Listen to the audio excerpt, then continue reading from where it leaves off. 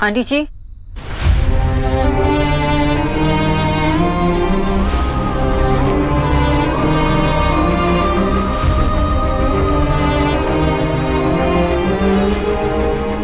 Aunty जी आपकी तबीयत अब कैसी है? ठीक है। आंटी जी, मेरा यहाँ कुछ रह गया, वही लेने आई हूँ। मैंने अपने पायल ड्रॉअर में रखा होगा शायद। हाँ, ले लो।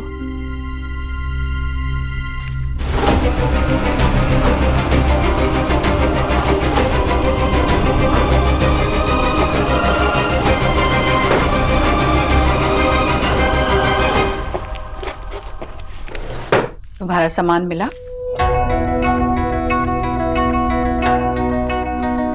नहीं, मुझे लगता है सच में खो गया। वैसे देव, आई मीन मिस्टर दीक्षित कैसे हैं? उनकी तबीयत कैसी है? देव ठीक है, सब कुछ ठीक है। तुम यहाँ पायल लेने नहीं आई थी ना? शायद तुमने पायल यहाँ छोड़ी भी नहीं थी। मैंने पीछे कुछ नहीं छोड़ा आंटी जी। अब मेरा यहाँ कुछ भी नहीं है। अगर जानती हो कि यहाँ तुम्हारा कोई भी नहीं, मतलब कुछ भी नहीं है, तो फिर क्यों आई हो यहाँ देव से मिलने? अगर देव की कार पार्किंग में होती तो मैं अंदर भी नहीं आती। तुम्हारे और देव के बीच में जो कुछ भी हुआ, इसका हम सबको दुख है, पर तुम्हें जिंदगी में आगे बढ़ना चाहिए। जरूरी नहीं कि सारी कहानियां पूरी हो, कुछ कहानियां अधूरी भी रह जाती है। मुझे दुख है कि तुम जो चाहती थी वो नहीं हुआ, पर आप जो चाहती थी वो हुआ ना। आप चाहती थी कि देव और मैं एक ना, और हम एक नहीं हैं। मेरा बेटा इतना बड़ा है कि अपने फैसले खुद ले सकता है। आपका बेटा इतना बड़ा नहीं हो पाएगा जो खुद के फैसले ले, जो आपको पसंद ना हो।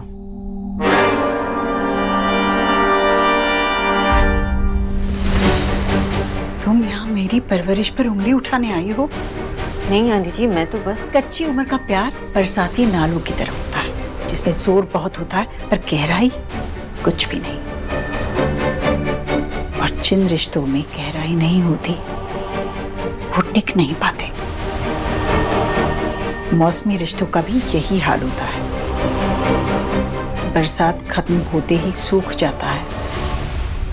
मेरा प्यार कोई मौसम नहीं है आंटी जी, ना ही कोई फेज।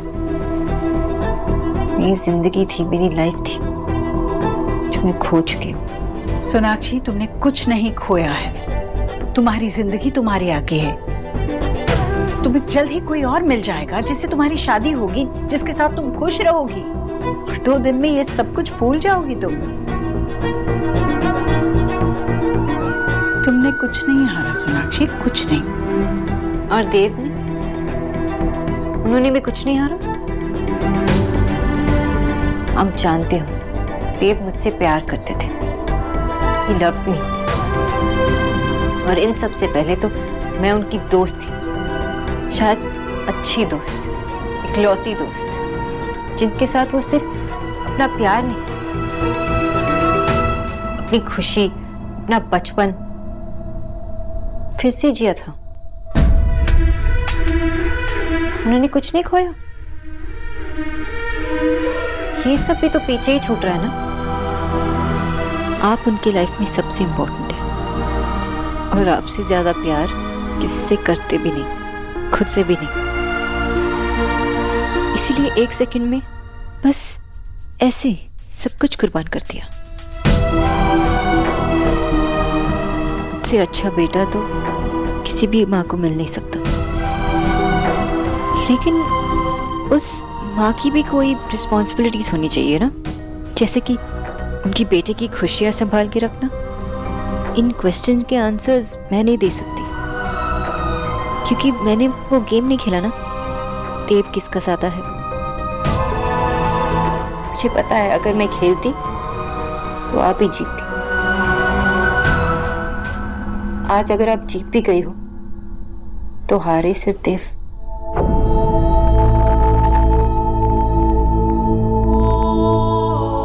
बंगालन, तेरी इतनी हिम्मत हो गई है? तू होती कौन है मेरी जीजी से इस तरह बात करने वाली? भाभी, रहने दीजिए। देव अब उसके साथ नहीं है ना, तो शायद इसी बात का सदमा लगा है उसे। नहीं जीजी, आज इसे मैं इसकी असली जगह दिखा कर ही रहूंगी।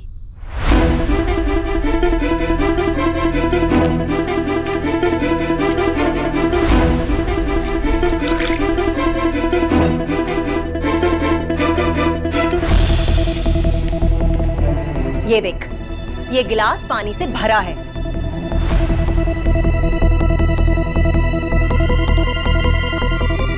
बस मुझे इतना ही पीना था। अब ये मेरे किसी काम का नहीं है, इसलिए मैं इसे फेंक दूंगी। उसी तरह से हमारे देव की जिंदगी में जितना रस तुझे घोलना था तू घोल चुकी है। जिस तरह से पानी बेकार है ना, उसी तरह से तुम्हारी यहाँ कोई जरूरत नहीं है, समझी तुम? इसलिए हमारे देव का पीछा छोड़ दो। और वैसे भी इस घर में तुम्हारा कोई नाता नहीं है, तुम यहाँ काम नहीं करती तो फिर बार बार मुंह उठाकर क्यों चली आती हो यहाँ? आप ठीक कह रही हैं आंटी जी, मैं यहाँ काम नहीं करती, इसलिए आप दोनों की बातें सुनना मैं जरूरी नहीं समझती। वैसे भी आप दोनों ने हमारे रिलेशनशिप का मजाक ही उड़ाया है। 2 मिनट नूडल्स, बरसाती नाला और ये 1 गिलास पानी, इसी बात कौन करता है? मैं यहाँ क्यों आई थी ये मैंने बताया, उसके बाद मैं यहाँ आऊंगी भी नहीं।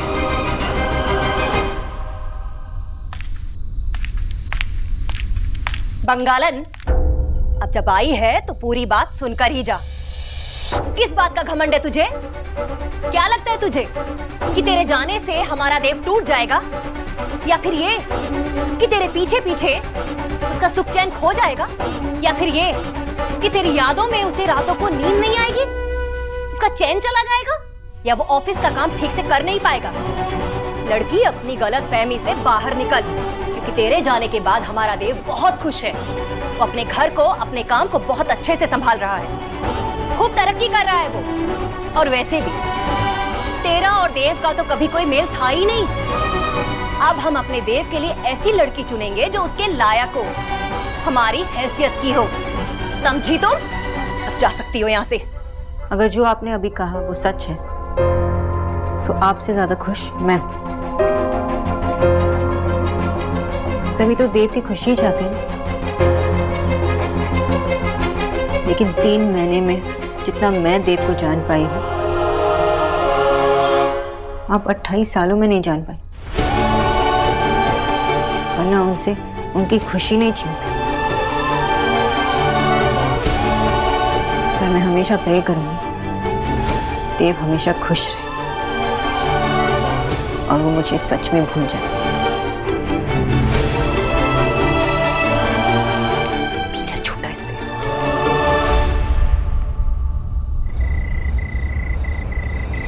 मैं आपको प्रॉमिस करती हूँ कि मैं आपको छोड़कर कभी नहीं जाऊंगी। आप मुझे छोड़ेंगे तब भी नहीं।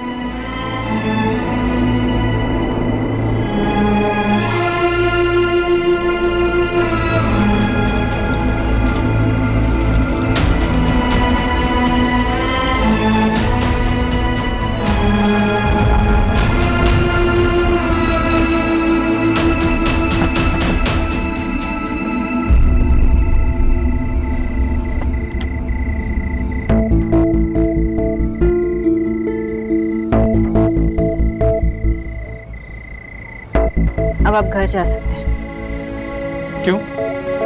मेरी गाड़ी है, मैं कहीं भी रुकूं। पर आप यहाँ नहीं रुक सकते।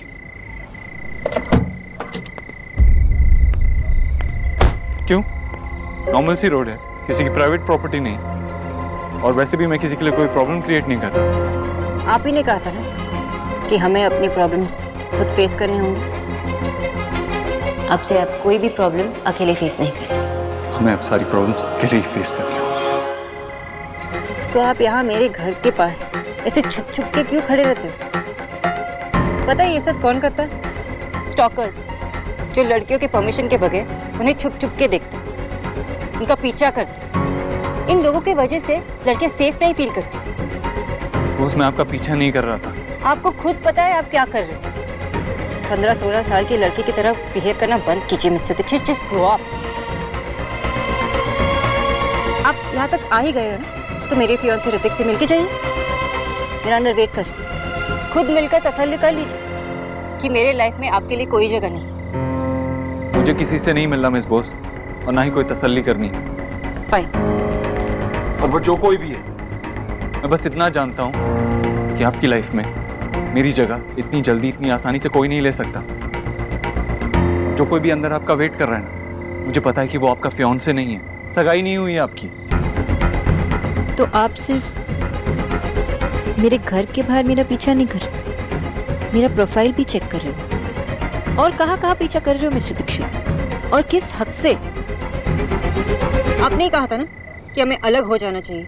आपने हम दोनों के लिए खुद फैसला लिया, हम अलग हो गए। अब आप क्या चाहते हैं? एक काम कर लीजिए, जाके अपने माँ से पूछ लीजिए कि आपको क्या चाहिए। आपको तो पता है ना कि वो मुझे बिल्कुल पसंद नहीं करती, और अगर उन्हें पता चला कि आप यहाँ हैं तो क्या होगा?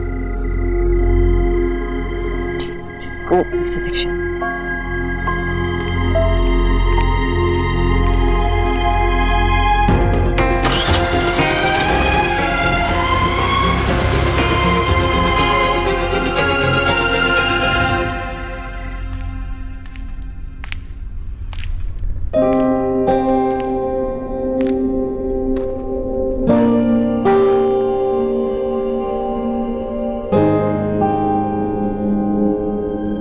हाय।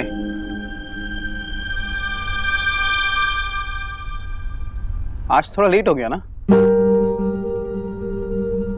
तुम्हें पता है सोनाक्षी, जब मैं छोटा था ना तो हमेशा शाम को अपने दादू की वेट करता था, और अगर दादू थोड़ा सा भी लेट आए ना तो जाके उनकी मूंछें खींचने लगता था। एक सेकेंड, शो यू लकी कि तुम्हारी मूंछें नहीं है।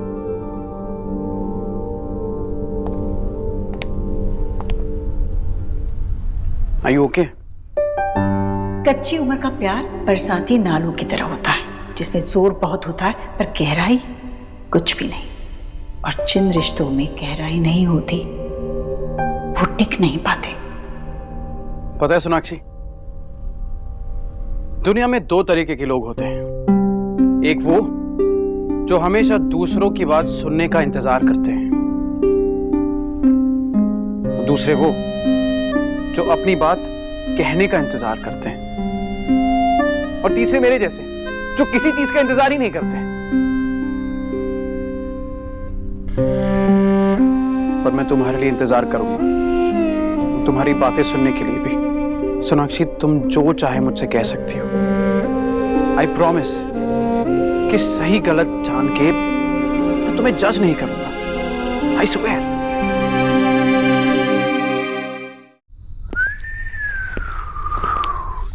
ए बालू, यार कुछ चखना दे यार, चखना खत्म हो गया यार, कुछ ला यार, ला।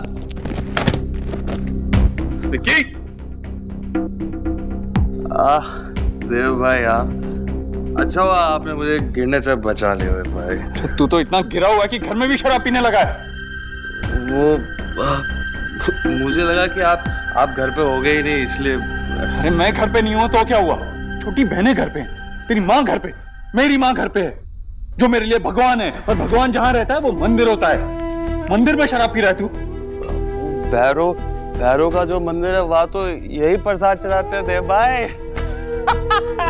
मजाक सूझ रहा है? कितनी बार तुझे समझाया लेकिन तू एक नहीं सुनता। शराब के नशे में इतना धुत रहता है कि तुझे तो समझाना ही बेकार। उठ उठ, आखिरी बार समझा रहा हूं, अगर आज के बाद ऐसी हालत में दिखाना तो अंजाम का तो खुद जिम्मेदार होगा। मन तो कर रहा है कि साले को मार। अरे बस बस कीजिए, अब मार डालेंगे क्या उसे? बेशर्म कहीं का। सीधा खड़े। मैं समझाती हूँ उसे। चल यहाँ से बेशर्म, चल। I'm sorry मामा जी, वो माफी तो मुझे मांगनी चाहिए देव। मैंने क्यों तेरा हाथ रुक गया?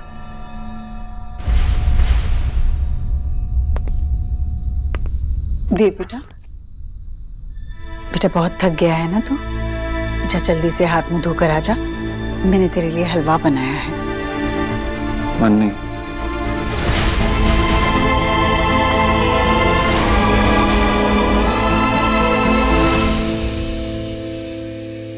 ऐसी कोई बात नहीं है, वो बस काम का कुछ टेंशन है।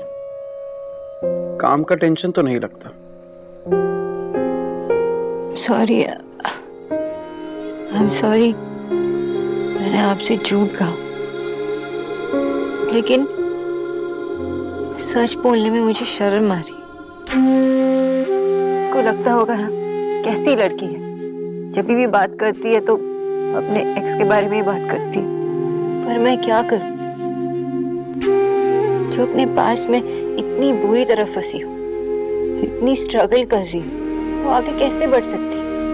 मैं एक ऐसी लड़की हूँ जो पीछे ही देख रही हूँ, और आप ऐसे लड़के हो जो कभी पीछे पलट के देखते भी नहीं। Really? तो फिर तुम्हें क्या लगता है मैं गाड़ी बैक कैसे करता हूँ? Okay sir, bad one. अब पक्का कोई हंसी मजाक बिल्कुल नहीं करूंगा।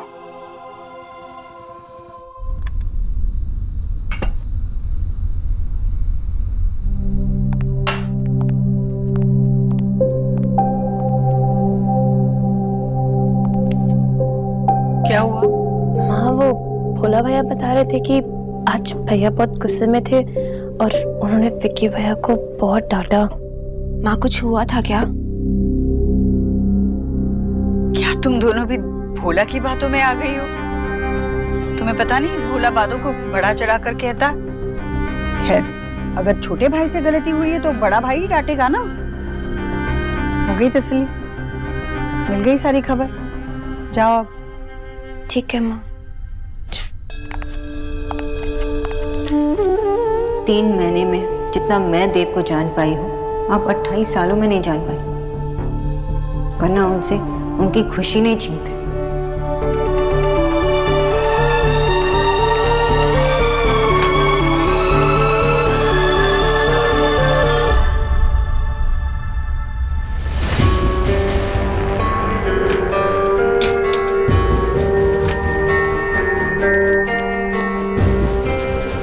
जब सोनाक्षी इस घर में नहीं है तो उसकी चीजें भी इस घर में नहीं रहनी चाहिए, जिससे उसकी याद आए। सोनाक्षी, तुमने कभी ट्रैक किया है? मैंने किया है एक बार। लद्दाख गया हुआ था मैं। एक बादल फट गया था, पूरा का पूरा गांव बह गया था।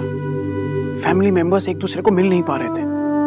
हमें 2 किलोमीटर ट्रैक करके अपने कैंप तक पहुंचना था। हम आधे रास्ते तक तो पहुंच गए थे, लेकिन अचानक मेरे पैर के नीचे का पत्थर खिसक गया और मैं गिर गया। अपनी टीम से काफी दूर हो चुका था मैं। फिर मैंने डॉक्टर रिचर्ड्स को आवाज लगाई। सबको पहुंचाने के बाद वो फिर से नीचे आए, मेरा हाथ थामा, मेरी मदद की और मुझे वहां से ले गए। सोनाक्षी, पॉइंट ये है कि दोस्त होते इसीलिए हैं। अगर कोई पीछे छूट जाए तो उनका हाथ थामकर उन्हें आगे बढ़ने में उनकी मदद करें। और हेल्प करने के लिए एक बार आवाज तो देनी पड़ेगी ना। तुम आवाज दो, मैं सुन रहा हूं। बोलो।